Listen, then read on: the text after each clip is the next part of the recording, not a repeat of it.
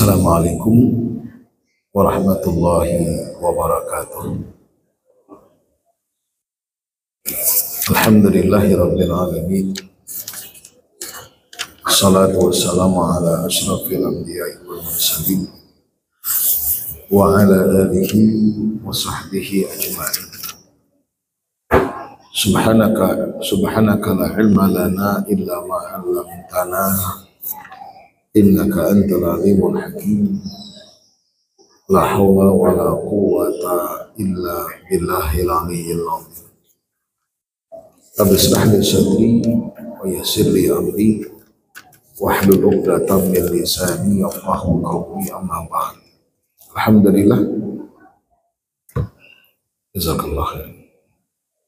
Puji syukur kita panjatkan kehadiran Allah Subhanahu wa ta'ala atas izin dan nikmatnya jualah. Pada subuh kali ini kita dapat bermuajahah bersama mengkaji daripada hadis-hadis kursi yang mudah-mudahan dapat untuk meningkatkan iman dan takwa kita kepada Allah Subhanahu wa ta'ala. Amin ya rabbal alamin. Salawat dan salam tersanjungkan kepada junjungan Nabi besar Muhammad sallallahu alaihi wasallam. Allahumma shalli ala Muhammad wa ala alihi. Bapak dan Ibu jamaah salat subuh yang dimuliakan Allah. Bab fi fadlil muhafadzah ala salawat wa adaiha fi awqatiha. An Abi Hurairah radhiyallahu an anna Rasulullah sallallahu alaihi wasallam qala yata'aqabuna fikum malaikatan bil-laili wa malaikatan bin-nahar wa yajtami'una fi salatil fajri wa salatil 'ashr thumma ya'ruju alladhina batu fikum fayas'aluhum rabbuhum wa huwa a'lamu bihim kaifa taraktum ibadi fayaqulun tarakna hum wa hum yusallun wa atainahum wa hum yusallun. Wa rawahu Ibnu Khuzaimah bil lafdhin inna lillahi malaikah yata'aqabuna fikum fa idza kana salatal fajri nazalat malaikatun nahar fasyahidu ma'akumus salah jami'ah thumma sa'adat malaikatun lail wa makathat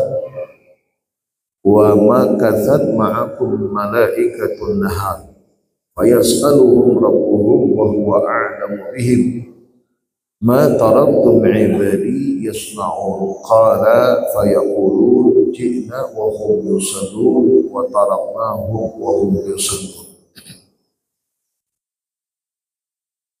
Wa fi lafdhin lahu aydan yajtami'u malaikatul laili wa malaikatun nahar fi salatil fajri wa salatil 'ashr fayajtami'una fi salatil fajri fatas'adu malaikatul lail wa tathbutu malaikatun nahar wa yajtami'una fi salatil 'ashr fatas'adu malaikatun nahar wa tathbutu malaikatul lail فيسألهم ربهم كيف ضربتم عبادي فيقولون أتوناهم وهم يصلون وتركناهم وهم يصلون فاغفر لهم يوم الدين أو كما قال صلى الله عليه وسلم.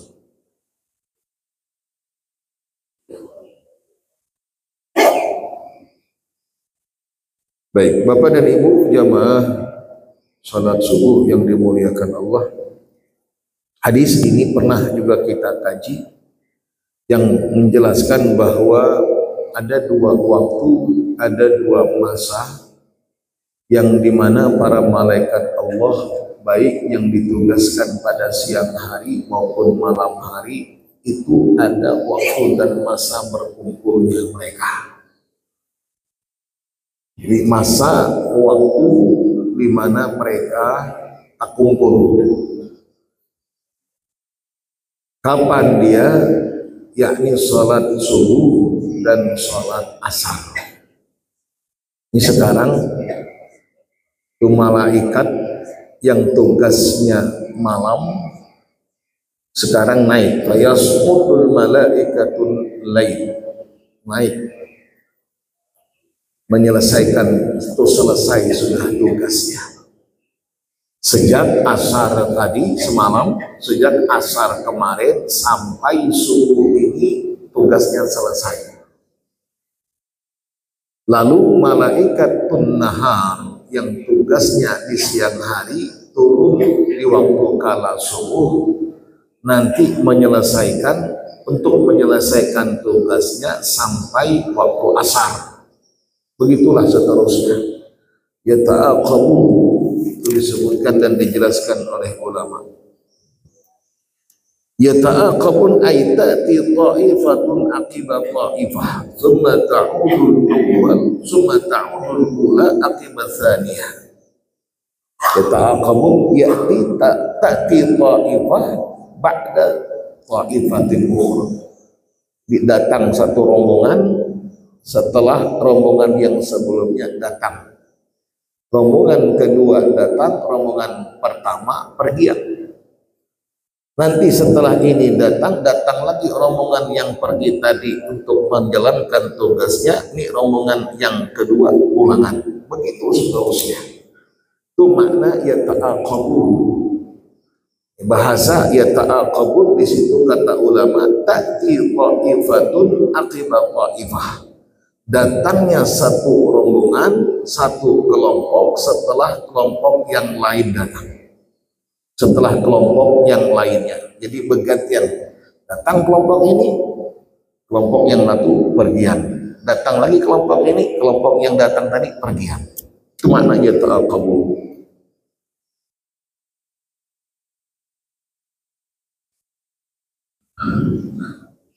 Ay fikum di situ kata ulama ay al-musallin au mutlaqul mu'minin. Ada ungkapan yata'aqabuna fikum di situ kata ulama yang dimaksudkan adalah al-musallu, orang yang salat. Ada pendapat yang menyebutkan mutlaqul mu'minin, artinya masuklah setiap orang yang beriman. Jadi setiap orang yang beriman itu akan dilihat oleh para malaikat yang ada tugasnya siang dan yang ada tugasnya malam. Itu kalau makna setiap mukmin. Tapi ada pendapat fikum di situ adalah al-musallu, artinya orang yang salat. Artinya orang yang salat di dua waktu itu mendapatkan keistimewaan, mendapatkan keutamaan, mendapatkan pahala dan ganjaran yang lebih daripada salat-salat lain. Maka ada hadis Rasulullah sallallahu alaihi wasallam bersabda, "Man shallal bardai dakhala al-jannah." Barang siapa yang salat di dua waktu al-bardain, barid itu dingin. Kapan al-bardain itu? Satu subuh dingin. Lalu kemudian di waktu malam subuh itu dingin. Waktu siang untuk masa dingin itu adalah asar. Maka makna kalimat bardain kata ulama, orang yang salat subuh dan yang salat asar itu dakhalal jannah, masuk surga. Kita pernah kaji kenapa kalimat lafaz yang digunakan dalam hadis fi'il madhi dakhala yadkhul. Bukankah fi'il madhi itu kullu fi'lin yadullu ala husul amal fi zamanil madhi, peristiwanya sudah terjadi. Rasul menggunakan dakhalal jannah, menggunakan fi'il madhi, sementara fi'il madhi peristiwa yang sudah terjadi tapi belum terlaksana, belum dialami. Kan surga nanti hari kiamat. Pada wayah ini nanti setelah hari kiamat yaumul jaza, nah disitulah baru mendapatkan balasan atas apa yang diperbuat di masa ketika hidup di dunia. Tapi kenapa Rasul menggunakan fi'lul madhi? Walaupun peristiwanya itu belum terjadi, kata ulama, ta'kidan lima sayaqa, untuk menegaskan bahwa peristiwa itu walau belum terjadi tapi pasti akan terjadi. Nah, itu dia. Itu sama dengan kalimat hadis. Qala Nabi sallallahu alaihi wasallam, man kana akhiru kalamihi la ilaha illallah dakhala al-jannah. Kalimatnya juga menggunakan fi'il madhi padahal peristiwanya belum. Mestinya kan al-hadir awil mustaqbal, mestinya menggunakan fi'il mudhari. Umpama man shallal bardaini yadkhulul jannah, barang siapa yang melakukan salat dua waktu maka niscaya nantinya dia akan masuk surga. Kalimatnya bukan dakhala tapi yadkhulu, karena peristiwanya akan terjadi.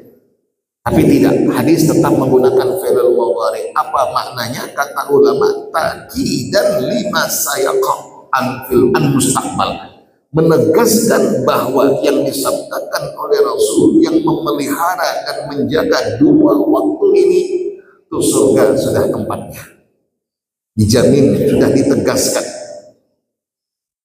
Lalu kemudian muncul, apa hanya dua ini saja yang perlu sementara zuhur, lalu kemudian maghrib, isya? Tidak, tetap zuhur, tetap maghrib, tetap isya juga tetap.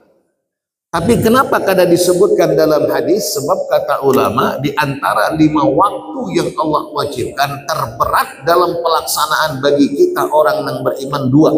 Satu asar, dua subuh. Logikanya, kalau dua waktu ini bisa dia pelihara, bisa dia laksanakan, bisa dia jaga, maka yang mudah akan mudah teratasi dan mudah akan terlaksana. Tapi bagi kita orang yang beriman, dua asar kemudian subuh. Maka bagi yang mampu dan bisa menjaga di dua waktu ini, Rasulullah katakan dakhalal jannah. Kenapa hanya dua disebutkan? Karena dua ini waktu yang terberat dalam pelaksanaan.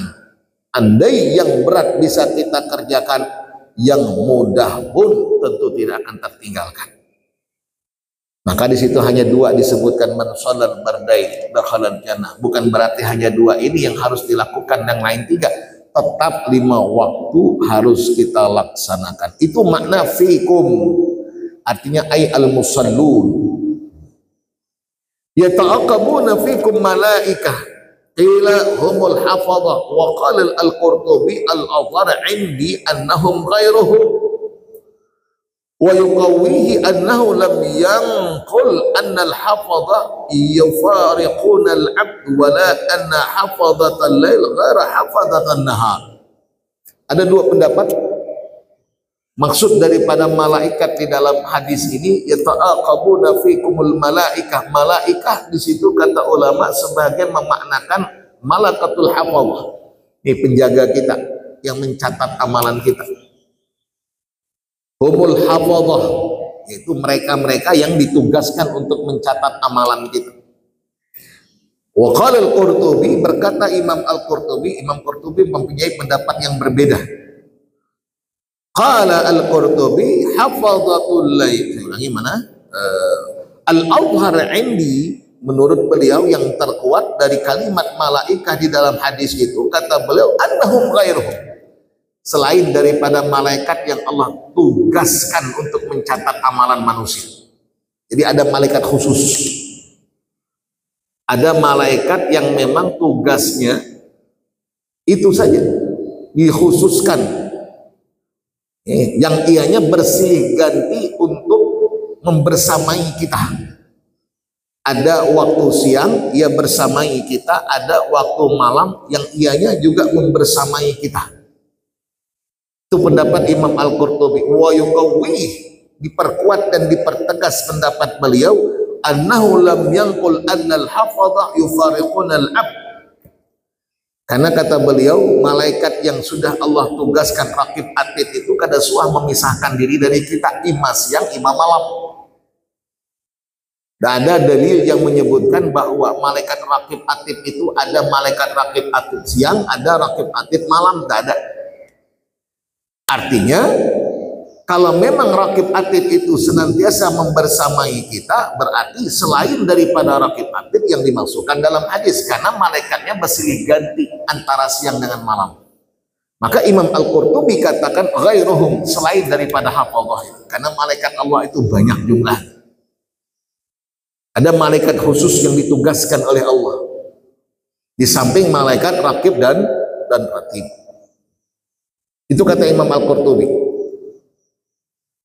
Wala anna hafadzatan lail ghara hafadzatan nahar. Jadi rakib atid itu ya siang malam ingin membersamai kita terus. Tidak ada yang bersilih ganti tadi. Yang bersilih ganti selain daripada rakib dan atid, kata Imam Al-Qurtubi. Baik. Yata'aqabuna fikum malaikatan bil laili wa malaikatan bin nar wa yajtami'un. Kalimat yajtami'un qala Ibnu Hajar rahimahullahu taala fil Fath, yakni Ibnu Hajar Al-Asqalani dalam kitab Fathul Bari, qala Ibnu Abdul Bar Al-Awzar annahum yashhaduna ma'hum shalah fi jama'atin. Itu bahwasanya yajtami'un, di situ malaikat itu ikut membersamai kita di dalam salat kita. Wal lafzu muhtamal lil jama'ah wa ghairiha. Kama yahtamilu anna ta'aqub yaqa' baina ta'ifataini duna ghairi wa ay yaqa' at-ta'aqub bainahum bin nawi la fi syakhs. Itu kata menurut daripada pendapat Imam Ibnu Hajar Al-Asqalani, beliau katakan bahwa yajtami'u di situ kata beliau adalah yashhaduna ma'hum shalah fi jama'. Mereka saksikan, mereka menyaksikan siapa-siapa aja yang sembahyang waktu itu. Nah, disaksikan oleh mereka, dilihati, diitihi. Selain daripada malaikat rakib dan atid tadi, mereka juga membersamai para hamba-hamba Allah dalam melakukan sholat, dalam melakukan ibadah. Kapan di waktu itu? Yakni saat waktu asar dan waktu subuh. Tadi waktu kita sholat, itu malaikat yang ditugaskan siang, tugasnya siang itu membersamai kita. Kenapa kita katakan demikian? Sebab ketika Allah tanya, kata mereka, atainahum wa hum yasjudun wa taraknahum wa hum yasjudun. Ya Allah, kami datang, hambamu sholat, kami tinggalkan hambamu sholat.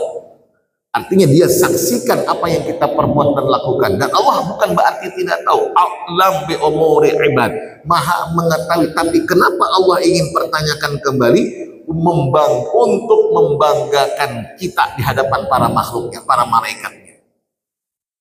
Saya sering katakan ibarat pimpinan, di tengah-tengah karyawannya, semua pegawainya, tiba-tiba membicarakan si A akan kebaikannya, dipujilah si A ini tadi.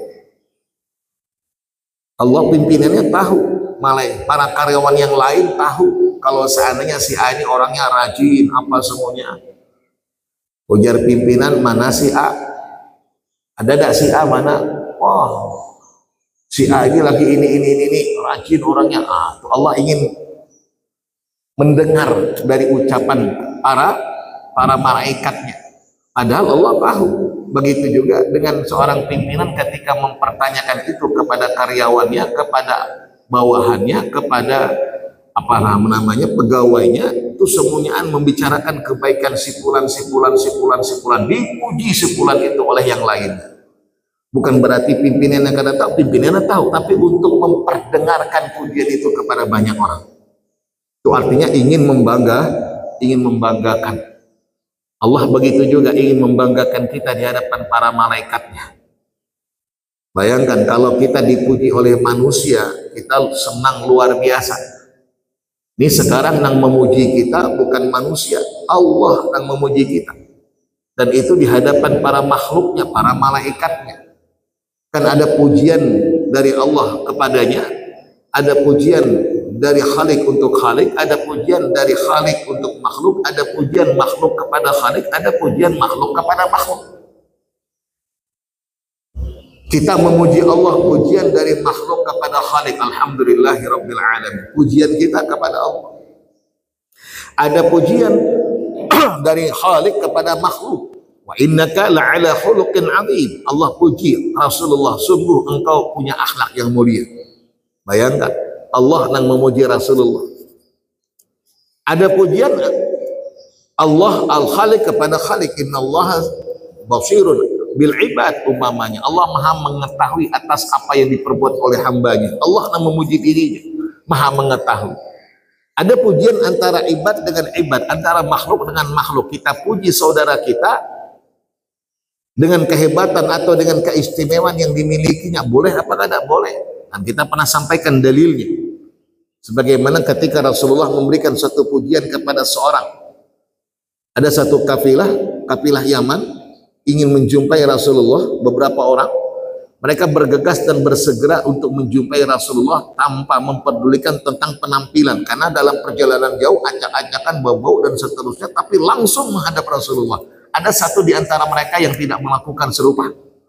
Beliau berbenah diri sebagai bentuk takzim kepada Rasulullah. Beliau berbenah diri, setelahnya lalu kemudian menjumpai Rasulullah, dan Rasul berikan pujian itu kepadanya. Inna fika khaslatai yuhibbakahumullah. Allah cinta, Allah senang dengan dua sifat yang ada pada dirimu, kata Rasul. Apa dia? Al-unatu al-hilmu wal-unah. Sifat yang pertama, lemah lembutnya engkau, kada kasar orangnya. Sifat yang kedua, al-unah, tidak tergesa-gesa. Allah puji engkau dengan dua sifat ini, kata Rasulullah. Artinya Rasulullah menyampaikan pujian kepada orang itu dengan dua sifat yang ada pada dirinya. Itu menunjukkan boleh kita memberikan pujian kepada seseorang, dengan catatan, kata ulama, orang yang kada kita puji, orang yang kita berikan pujian kada sombong. Sebab amun sombong kan kada boleh. Sombong itu satu di antara sifat yang dilarang dalam Islam. Bahkan Rasulullah katakan, la yadkhulul jannata man kana fi qalbi mithqala dzarratin min kibr. Tidak masuk surga seorang yang di dalam hatinya ada sifat sombong. Dalam hadis yang lain, la yanzurullah ila man jara thawbahu khuyala, kesombongan, faktor kesombongan yang membuat Allah tidak memandang dengan pandangan rahmat kelak yaumul qiyamah. Artinya sombong terlarangkan. Amun kita berikan pujian kepada seseorang, lalu dengan pujian itu menjadikan dia sombong, berarti kita membuat orang lain melakukan dosa. Nah, ini yang kada dibolehkan. Maka ada ungkapan kaidah usul, al-man'u bi syai' man'un an wasailih.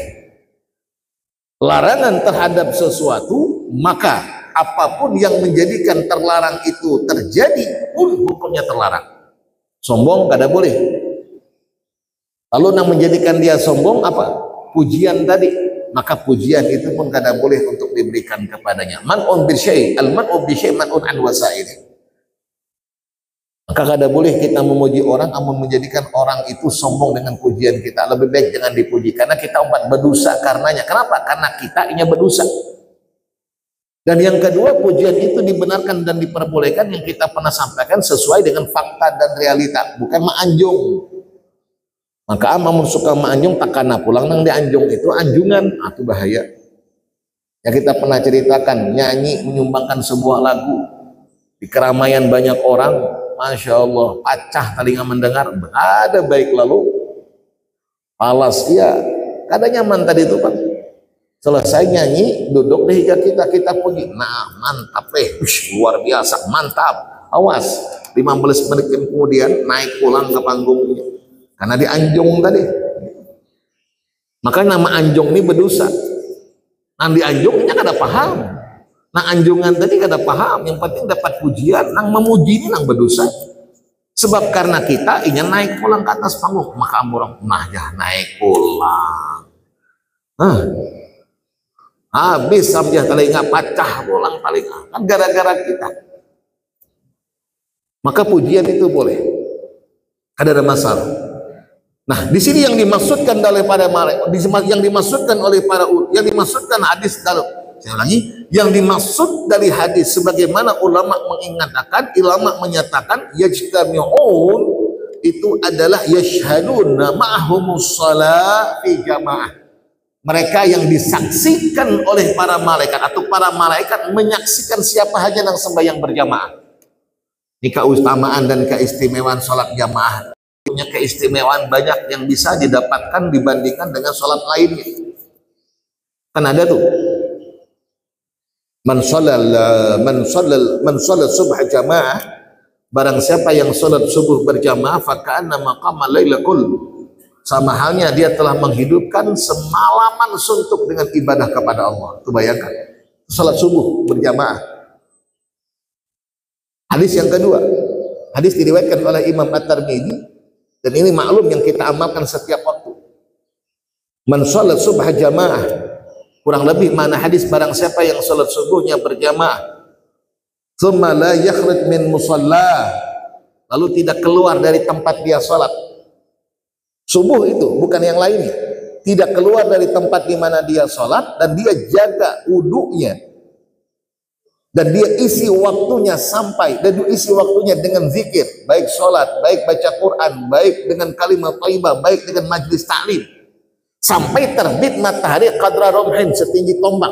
Summa shalla raka'ataini, lalu kemudian dia sholat 2 rakaat, karena maka nilainya ibadahnya kal umrah tamah, seperti ibadah umrah sempurna, kata Rasulullah. Itu kapan? Sholat subuh, bukan sholat yang lain, tapi syaratnya harus dipenuhi. Jangan pulang kada dipenuhi.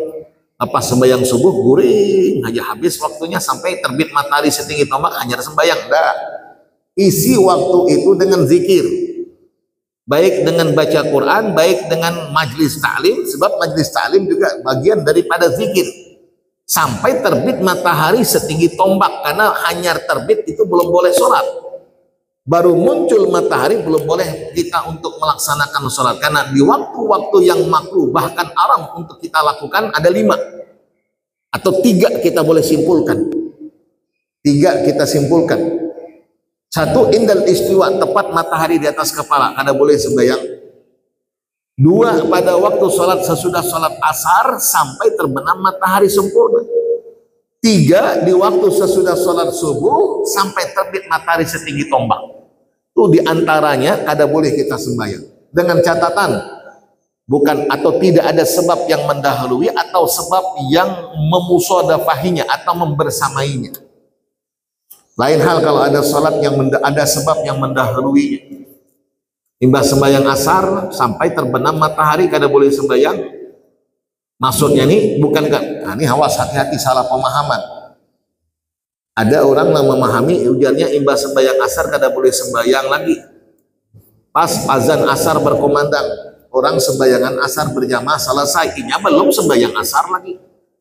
Lalu kenapa kada sembahyang? Manunya kada boleh lagi sembahyang. Orang sudah talahan sembahyang asar, terus kada boleh sembahyang lagi. Ujarnya, nah itu pahamnya keliru. Yang kada boleh sembahyang itu adalah orang yang sudah sembahyang asar. Amun waktu asar orang imbah sembayangan, kita belum sembahyang asar, kenapa kada sembahyang? Jangan kada sembahyang asar alasan kada boleh lagi sembahyang imbah sembahyang asar. Itu orang nang sembahyang yang sudah sembahyang. Itu keliru pemahaman. Sama dengan sholat subuh. Tidak ada sholat kalau sudah sholat subuh. Orang sembayangan jam 4.30 waktu sudah masuk. Anggaplah orang sembahyang jam 5 kurang 15, jam 5 kurang 10, jam 5 talahan orang. Ingat bangun jam 5.10 menit, jam 5.15. Lihat bangun aja 5.15 orang talahan sembahyang. Bahkan kada boleh lagi sembahyang subuh. Ah, itu keliru. Yang kada boleh sembahyang tadi yang sudah sembahyang subuh, la sholata ba'da sholati subuh, tidak ada salat sesudah salat subuh. Sampai kapan batasannya? Sampai terbit matahari setinggi tombak. Tapi amun ada sebab yang mendahuluinya, boleh masuk ke masjid kita atau berwudu kita, masuk ke masjid hendak sembahyang ba'dal wudu, boleh karena ada sebab yang mendahului. Tapi amun kada ada sebab yang mendahului, kada dibolehkan, kecuali kata ulama Masjidil Haram. Itu keistimewaan dan keutamaan Masjidil Haram, tidak berlakunya hukum makruh atau haram kita melaksanakan sholat di dalamnya, kada berlaku. Kabila haja sembahyang imbah sembahyang subuh hendak sembahyang sunat sembahyang, imbah sembahyang asar hendak sembahyang sunat lagi sembahyang, kada ada masalah. Itu keistimewaan Masjidil Haram. Namun Masjid Al-Huda kada berlaku itu. Makanya jangan sampai imbah sembahyang, imbah boleh dari umroh, imbah sembahyang subuh sembahyang pulang di Masjid Al-Huda. Itu ada tenang kadang-kadang boleh dari umroh. Hanyar umroh pang masih ingoh-ingoh umroh masih ada. Imbah sembahyang asar umpat sembahyang sembahyang ba'diyah, imbah sembahyang subuh sembahyang ba'diyah pulang. Atau keliru tuh ilmunya nang kada dipagi kada dipelajari. Makanya amal kita perlu ilmu amun kada bahkatul lisyayatin, jadi bahan ejekan setan belaka. Ujar setan sembahyang hakau situ. Justru bukan pahala nang kau dapatkan, dosa. Sebab kenapa kita dilarang untuk salat di waktu-waktu itu? Karena tidak ubah, kata ulama, sama dengan kita menyembah matahari. Itu matahari ini baru yang muncul, ini baru muncul sedikit. Kalau kita sembahyang, itu berarti menyembah matahari yang muncul. Patut tinggalam. Kita sembahyang, belum lagi tenggelam sempurna sembahyang, berarti menyembah matahari. Belum lagi muncul setinggi tombak, sudah sembahyang, berarti menyembah. Itu yang kada dimuliakan. Baik, itu maksud daripada yajtamiun. Wa qaluhu sallallahu alaihi wasallam la yas'aluhum al-hafiz qila al-hikmah fihi istid'a syahadatum li bani adam bil khair. Wa qala Ayyad hadha su'al ala sabil ta'abbud lil malaika kama amaru ay yaktubu a'mala bani adam wa huwa subhanahu wa ta'ala a'lam minal jami' bil jami'. Fayas'aluhum, Allah bertanya kepada malaikat. Ini ujar ulama adalah istid'a syahadatahum li bani Adam. Allah ingin mempertunjukkan, memperlihatkan bahwa apa yang dilakukan oleh anak Adam. Bukankah malaikat ketika Allah ciptakan manusia, ataj'aluna fiha may yufsidu fiha wa yasfiku dima? Apa jawaban Allah? Ini a'lam ma la a'lam ma la ta ini a'lamu ma la ta'lamun. Aku lebih tahu dari apa yang kalian tidak ketahui. Nih lihat, buktikan kata Allah. Yang kau nyambat manusia mengadukan hanya pembunuhan, hanya kerusakan. Tuh buktinya. Mereka datang, mereka menyembah, mereka mensucikan. Melihat kada inya lawan aku, kada ujar malaikat. Han kada melihat aja kayak itu, apa lagi amun melihat apa yang mereka minta surga. Melihat kada mereka surga, kadaan. Kada melihat aja minta apa lagi melihat. Tuh Allah banggakan kita. Insyaallah kita lanjut di lain waktu dan di lain kesempatan. Wallahu taala. Al-Fatihah. A'udzubillahi minasyaitonir rajim. Bismillahirrahmanirrahim. Alhamdulillahirabbil alamin arrahmanir rahim maliki yaumiddin. Iyyaka na'budu wa iyyaka nasta'in. Ihdinas siratal mustaqim. Shiratal ladzina an'amta 'alaihim ghairil maghdubi 'alaihim waladdallin. Amin amin ya rabbal alamin. Bismillahirrahmanirrahim. Alhamdulillahirabbil alamin wassalatu wassalamu ala asrafil anbiya'i wal mursalin wa ala alihi washabihi ajma'in. Allahumma ighfir lana ma akhtana wa ma ta'ammadna wa ma asrarna wa ma a'lanna wa ma anta 'alamu bihi minna. Antal muqaddim wa antal muakhir. La ilaha illa anta subhanaka Allahumma wa bihamdik nashhadu an la ilaha illa anta nastaghfiruka wa natubu ilaik. Wa sallallahu ala sayyidina Muhammadin nabiyil ummi wa ala alihi washabihi wasallam. Alhamdulillahirabbil alamin. Assalamualaikum warahmatullahi wabarakatuh.